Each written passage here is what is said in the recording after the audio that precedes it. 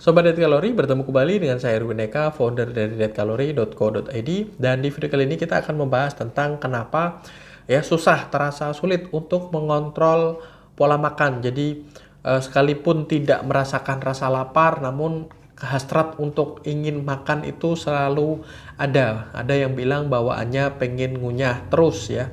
Perut tidak lapar tapi pengen mulut ini tidak bisa berhenti untuk makan.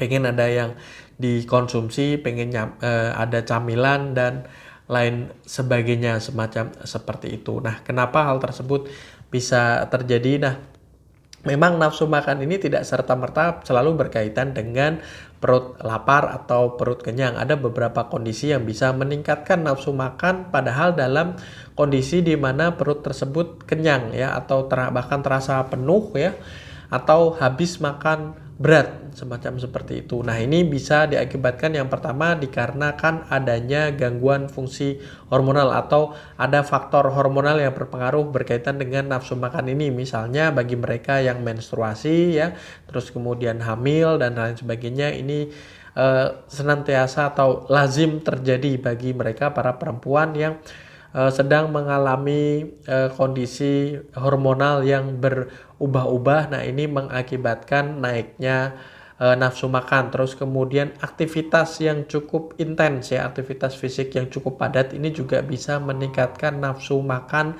pada diri seseorang. Selain itu juga aktivitas fisik yang terlalu berat ya.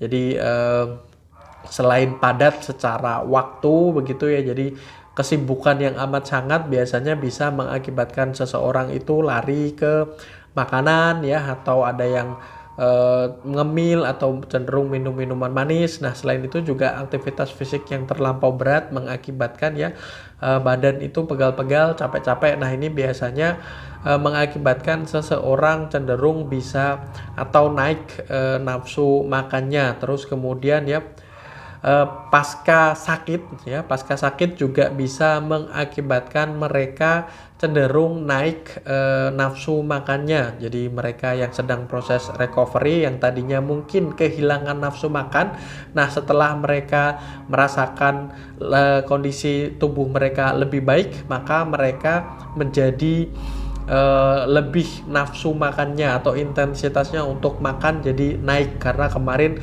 semua makanan yang dikonsumsi terasa pahit. Terus kemudian ya faktor cuaca yang dingin juga bisa mengakibatkan nafsu makan ini naik ya, karena ya tubuh ini membutuhkan makanan untuk menjaga kestabilan suhu tubuh. Jadi banyak orang yang ketika cuacanya cenderung dingin jadi lebih ingin untuk mengkonsumsi makanan-makanan yang hangat, makanan-makanan yang mampu untuk membuat perut mereka terus merasakan rasa kenyang dan lain sebagainya. Selain itu ya, psikologis juga sangat berpengaruh. Jadi mereka yang sedang berada dalam kondisi yang stres ya, atau bahkan kondisi bahagia juga ada, kondisi yang positif dan negatif ya, pokoknya perasaan yang terus kemudian meledak, meluap saat itu, maka akan mengakibatkan nafsu makan jadi naik. Selain itu faktor kebiasaan atau habit juga bisa menjadi salah satu penyebab kenapa nafsu makan itu naik. Nah, beberapa penyebab nafsu makan ini naik tadi yang saya sebutkan, atau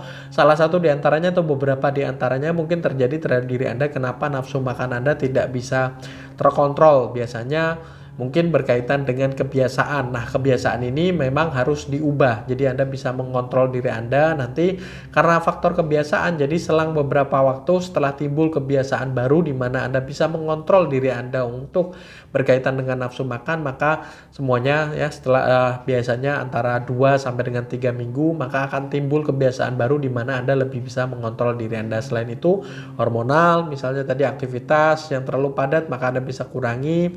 Terus kemudian kondisi stres dan lain sebagainya, mungkin Anda cari problem solving atas kondisi tersebut dan lain sebagainya. Jadi nafsu makan yang naik padahal sudah kenyang, nah itu diakibatkan oleh penyebab-penyebab yang saya sebutkan tadi ya, salah satu diantaranya. Atau Anda cari mungkin penyebabnya tidak termasuk dalam kategori yang saya sebutkan. Nah, Anda cari solusi atas penyebab tersebut, maka nafsu makan Anda akan secara otomatis juga akan perlahan turun seperti itu. Oke ya, saya rasa itu semoga bermanfaat. Jangan lupa like, komen, dan share serta subscribe dan follow sosial media kami yang ada di bawah ini.